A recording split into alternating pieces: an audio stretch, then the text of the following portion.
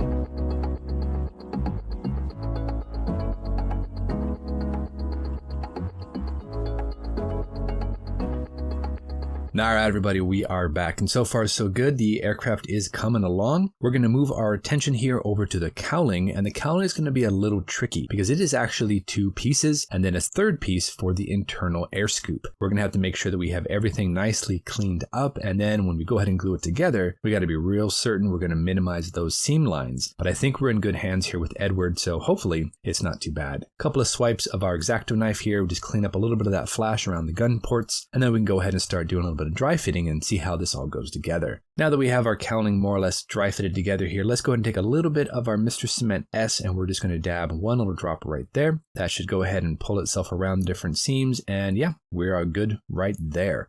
Now go ahead and take a little bit more glue and just glue everything together, and then I can let that solidify, come in, do a little bit of sanding, and then we can get going on the other areas. You know, having a two-piece cowling is a little finicky. I've only really had experiences with one-piece cowlings, which are super simple, but having a two-piece cowling means we have a seam line that's going to run right down the middle on the upper portion and the lower portion of the cowling. So it will require a little bit of sanding, a little bit of probably repairing some panel lines and whatnot. So it's going to be a little bit of work. Why they just didn't do a single piece cowling, I don't really know, because every other Zero I've ever built usually has a one piece cowling. But you know what? This is Edward, and this kit is a little bit over engineered anyway, so story checks out. Now that that's all nicely glued together, we'll let that tack up and we're going to move over to the engine. And the engine is a multi-piece part, so we're going to have to go ahead and build the entire engine itself with each bank of cylinders as well as plugs and all sorts of craziness. So we're going to go ahead and jump in here, and I'm going to start up another time lapse where we're going to work on the engine and the exhaust ring that goes around the outside towards the rear of the cowling. Let's get on that engine and see what we can do. Let's keep it going.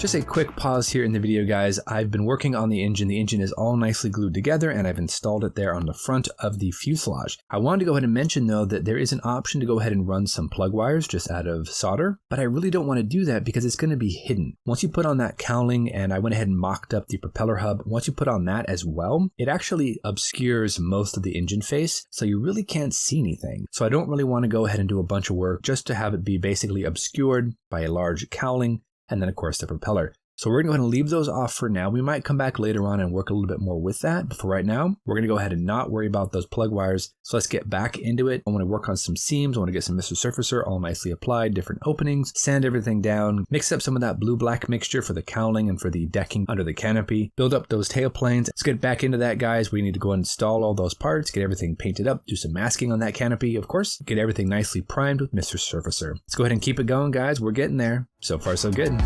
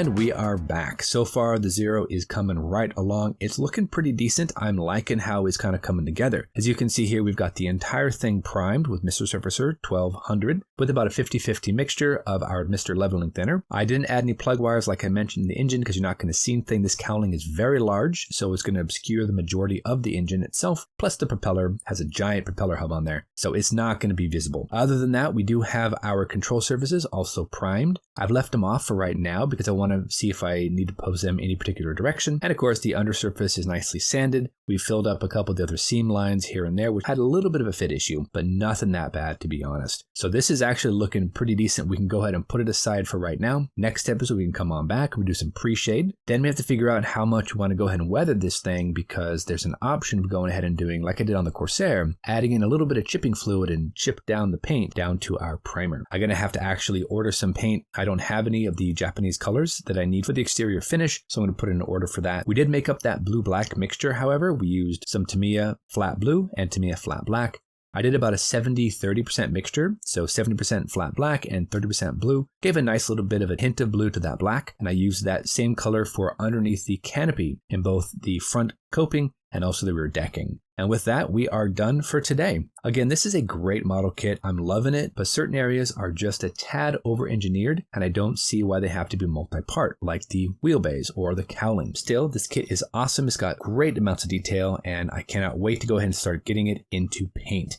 So until our next episode, guys, you know the drill. Go out there, get yourself some bench time, have some fun, build something cool. Make sure to go check out Joe's channel. I know his Corsair is coming right along. It's a great looking model. Plus, he's given us a little bit more behind the scenes look at how everything kind of comes together. So really enjoying that. And we'll see you back here on the next episode for Rivals and Adversaries and our A6M III Model 32. Thanks so much for watching, guys. Take care of yourselves, and we'll see you soon.